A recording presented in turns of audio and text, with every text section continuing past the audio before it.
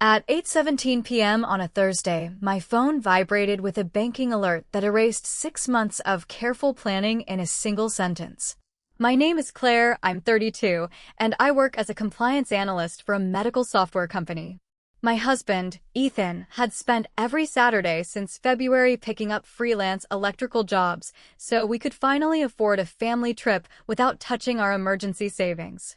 My worn brown leather card holder sat beside my laptop, exactly where I always left it. 3 weeks later, that same card holder would be sitting on an FBI conference table while 2 agents quietly looked through printed airline receipts. What my mother didn't understand was that the flights were only the beginning. The real story had started years earlier, long before that banking alert, and every small decision we ignored helped create the moment that changed our family forever. Growing up, my family had an unspoken ranking system that nobody admitted existed. My younger brother, Tyler, always came first because he was still figuring life out. My mother insisted he simply needed more support, even after he turned 29. My father rarely argued, choosing silence over conflict. I became the dependable daughter who paid bills on time, answered every phone call, and never embarrassed the family. My brown leather card holder became a strange symbol of that role. Whenever a reservation needed securing, a hotel required a deposit, or someone forgot their wallet, everyone instinctively looked at me. Ethan noticed it long before I did. He would quietly squeeze my hand under restaurant tables whenever someone said, "Claire can cover it for now." He never complained. He simply believed families eventually learned gratitude. Looking back, I wasn't only the person being used. I was also helping normalize it by smiling, paying, and pretending it didn't bother me. When my mother suggested a 5-day trip to Seattle for my father's 65th birthday, I insisted everything be documented. On April 18th, I created a family group chat titled Seattle July Plans. I summarized everyone's flight costs, hotel shares, and payment deadlines in writing. My mother replied with a thumbs-up emoji. Tyler answered, "Looks good." My father even texted, "Everyone handles their own airfare." During Sunday dinner 2 days later, my cousin Melissa heard me repeat the same agreement aloud before making the reservations. I asked twice if anyone needed changes before I confirmed anything. My mother smiled across the table and waved her hand dismissively. "Don't overcomplicate simple things," she said. Then she added something I barely noticed at the time. "Family always figures it out in the end." I wish I had understood what she really meant. On July 9th at exactly 8:17 p.m., my phone buzzed while I was folding shirts into a suitcase on our bedroom floor. The banking app displayed 4 airline charges totaling $846.72, followed immediately by a fraud alert asking whether I recognized the purchases. Ethan looked up from labeling our luggage tags as I opened the airline receipt. The passenger names weren't mine. They were my mother, my father, Tyler, and Tyler's girlfriend, Brooke. I called my mother before I even answered the bank. She picked up on the second ring and sounded almost amused. "Oh, I meant to tell you," she said casually. "Your card was already saved on the airline website, so I used it. If you can't afford it, stay home." I stood there holding the neatly packed suitcase Ethan had finished 20 minutes earlier while staring at the screen that showed 4 confirmed tickets purchased with my money. Ethan didn't raise his voice. He simply placed the luggage tag on the dresser and asked, "Do you want me to unpack?" That question hurt more than anything my mother had said. He wasn't angry about losing the vacation. He was trying to make my decision easier. I remembered every smaller moment that suddenly fit together like pieces of the same picture. The concert tickets Tyler never repaid. The hotel deposit my mother promised to reimburse next week. The birthday dinner where my card somehow became everyone's solution after Tyler claimed he had forgotten his wallet. I had laughed through every one of those moments because keeping peace felt easier than setting boundaries. Standing there beside those packed suitcases, I finally admitted something that embarrassed me. I wasn't only the person being taken advantage of. I had quietly trained everyone to expect that I would absorb the cost. The next morning, I called my father first. He sighed before I finished explaining. "Your mother was just trying to keep everyone together," he said. "Don't make it a thing." Then I called my aunt Denise, hoping she would understand because she had watched our family dynamics for years.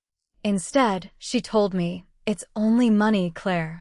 You'll regret causing drama over a vacation." I hung up feeling strangely smaller than I had the night before. About an hour later, Melissa called after reading the family group chat. She didn't hesitate. "This isn't about a vacation," she said. "Someone used your credit card without permission. That's not normal, and you don't have to pretend it is."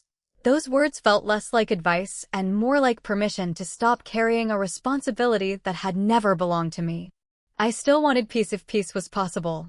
I sent my mother one final message at 2:42 p.m. I offered to keep everyone's travel plans exactly the same if she canceled the airline charges, repaid the card immediately, and booked the tickets again using her own payment method. I even wrote that nobody needed to apologize publicly and that I wouldn't discuss it with anyone else. Her response arrived 7 minutes later. "Absolutely not. If you can't afford it, stay home. If you report this, don't expect your brother to speak to you again. Your father will be devastated, and the whole family will know you ruined his birthday over money." I read the message twice before locking my phone. For the first time in my life, I realized she wasn't trying to solve a problem. She was protecting a system where my generosity was treated like a family resource instead of my own. I sat at the kitchen table for nearly an hour before replying. My first draft read, "You're a thief, and I'm done paying for people who mistake kindness for weakness." I deleted it. The second draft was even harsher. I accused everyone who stayed silent of helping it happen. That disappeared too. Neither message would change what had already happened. At 4:06 p.m., I sent the only version I could live with later. "I've canceled my participation in the trip. I won't argue with anyone or ask anyone to choose sides. I simply won't pay for purchases I didn't authorize. I hope Dad has a peaceful birthday." It took less than 3 minutes for my mother to respond. "If you can't afford it, stay home." Reading those familiar words, I realized I wasn't being invited into the family anymore. I was being reminded of my assigned place inside it. That evening, I called the bank and answered the fraud alert honestly. I didn't accuse my mother of a crime. I simply explained that 4 airline tickets had been purchased without my authorization. The representative froze the transactions, canceled the card linked to my worn brown leather card holder, and opened a formal investigation. The next morning, I cleaned out my wallet and slipped the canceled card into a desk drawer instead of throwing it away. It felt like closing a chapter rather than ending a payment method. I finally understood something that had taken me years to learn. You cannot negotiate fairness with people who profit from your silence. Sometimes the healthiest sentence is simply, "This system no longer includes me." 4 days later, the bank's fraud department called with questions about airline records, digital payment history, and saved card credentials. Because the purchases involved interstate airline transactions and a financial institution's fraud investigation, the case was forwarded to federal authorities for review. I answered every question carefully and provided screenshots of the family messages exactly as they had been written. I never exaggerated anything because I didn't need to. The facts were enough. 2 weeks after that, Melissa called while I was leaving work. Her voice sounded almost disbelieving.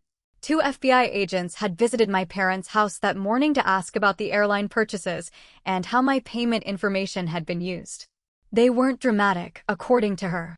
They simply carried folders, asked direct questions, and requested documents. Suddenly, relatives who had told me not to make it a thing stopped calling my mother to defend her.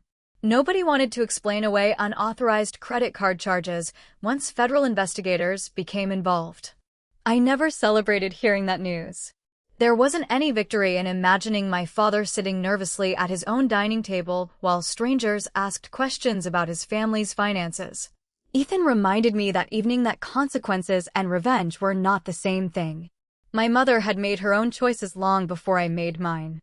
The investigation didn't restore the vacation, the trust, or the years I had spent confusing obedience with love.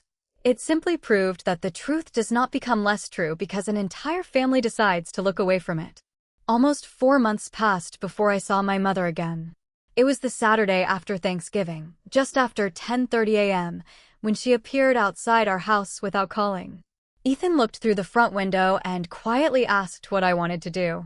For the first time in my life, I didn't rush to make her comfortable. I finished washing the last coffee mug, dried my hands, and let her wait on the porch for another 6 minutes. Not to punish her, but because my own home no longer revolved around her urgency. When I finally opened the door, she reached for familiar tactics. She reminded me of everything she had done while raising me. She warned that families who involved outsiders never recovered. Neither sentence landed the way it always had. They sounded like habits that had finally lost their audience. Then, after a long silence, she asked something I had never expected to hear.